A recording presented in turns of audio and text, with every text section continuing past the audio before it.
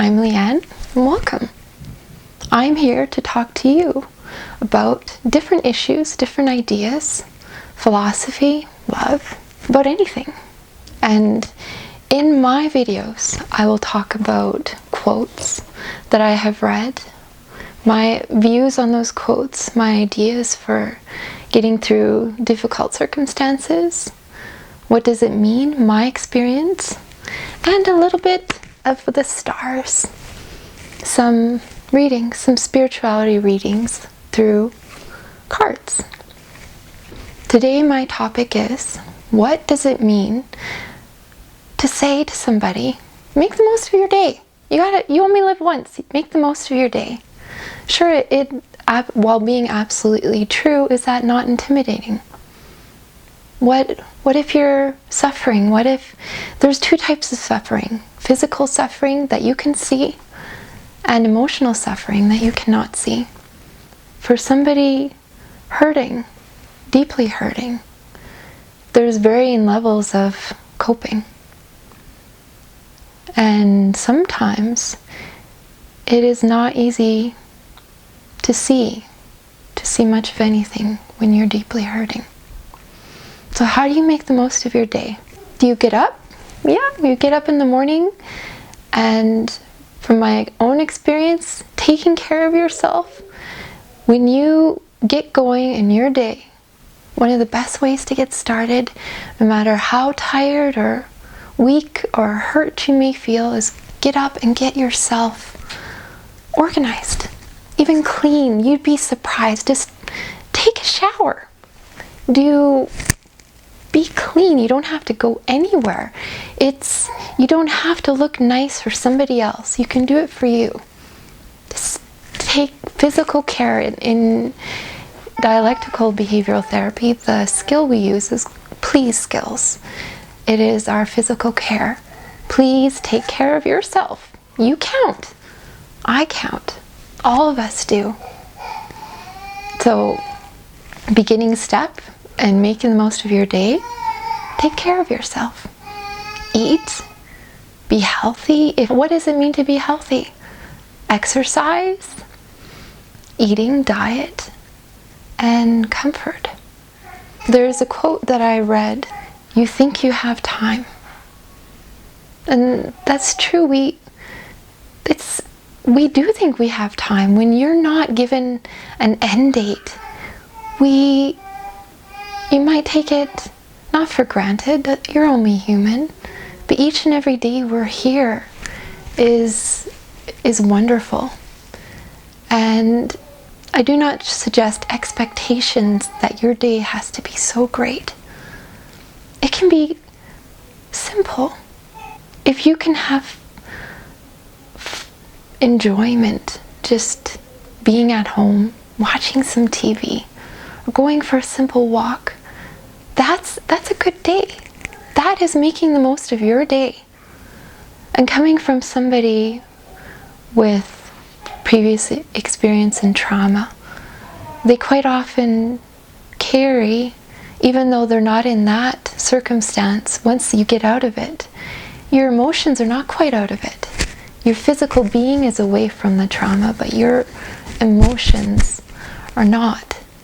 And my experience with that, the way I can describe, is you're as water. People, we are very connected to water. Our bodies are composed of how much percent of water? Like water, once we get out of a storm in our life, quite often when we're young, that storm is harder. The waves of our emotions are quite a lot harder to calm. I've had time in my life when I could not keep my phone on during the night. I had to turn it off as I had a fear of finding out some terrible news in the middle of the night. Every night. It didn't go away. And it took much time. It took much time of peace to create a new existence of where I wasn't exposed to constant fear and hurt and the storm of my life. not being in the storm anymore? What if you've made mistakes? What if something happens during that day and it feels impossible to believe that you can ever be away from that, be free from that experience? And it's going to hurt. A lot of things can hurt. What if you have lost a relationship that meant the world to you? You loved that guy or you loved that girl and they let you down. They let you go. You find out something about them that was very heartbreaking. How do you go on with that? Your days, you know you're going to hurt. Some people can let it go like that, and others, it's not so easy because you had a little taste of what it's like to be in love or be happy and it's gone. My suggestion to you, my own experience, is a lifetime being with somebody that does not love you, that's only halfway there with you. It's a lot more painful, longer pain than that person letting you go now. And believe it or not, that's actually an act of kindness. To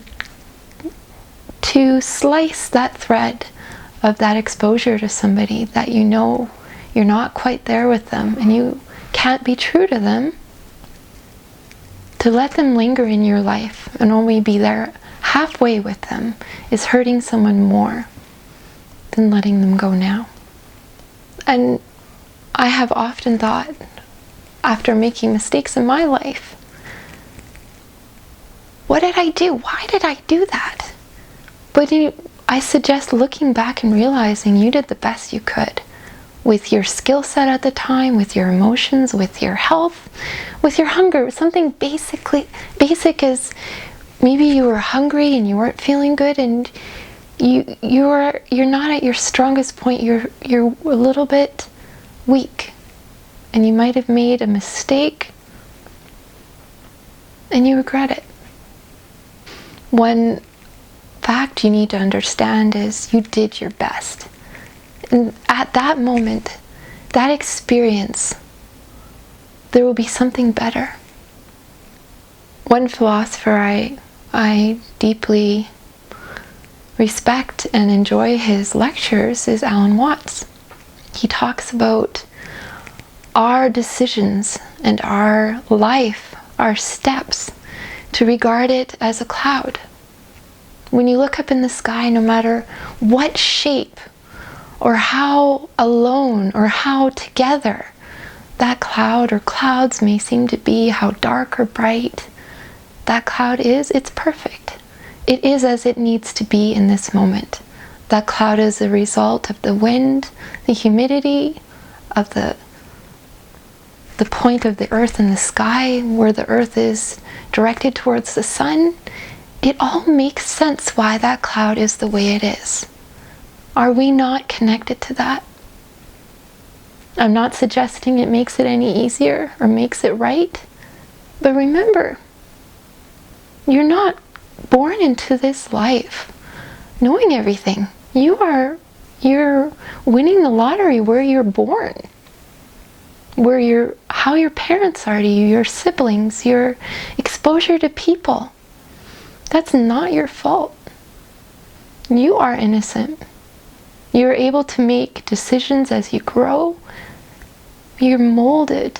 How you're molded in your growth is not your fault. It's okay to make mistakes. It's okay to be you. You deserve to be loved. And maybe right now, there's not that person in your life that loves you. But give it time. You're not alone.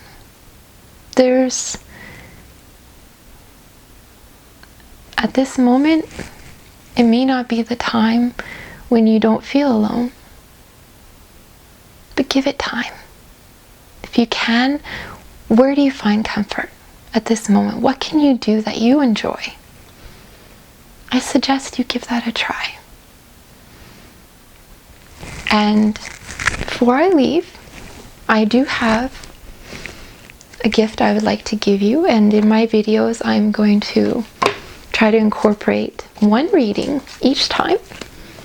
Today I'm going to do a small reading by a 44 deck of cards called Native Spirit. The author is Denise Lynn. So let's start. So on my deck of cards, I am going to give it a minute. I believe in my readings, what I have learned, to allow yourself that feeling you have, your feelings, your emotions, even your random thoughts. When you hold the cards, give that a minute just to feel and hold them. So I'm going to shuffle my cards and let's see what we find. What is it my viewer needs to know right now? What do they need to know?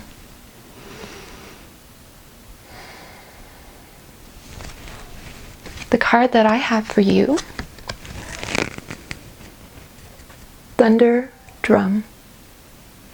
Now what does that mean? The meaning of this card for you: stand up and be counted. Be assertive. Don't be shy about sharing your gifts and letting the world know about your value. Declare with authority, this is who I am. And this is what I stand for. Make a stand for others less fortunate than you. Take some risks. Give it a chance. Walk in the rhythm of the beat of your own drum.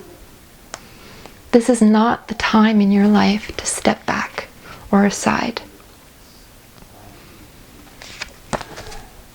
Take care, and I will talk to you again on my next video. Bye.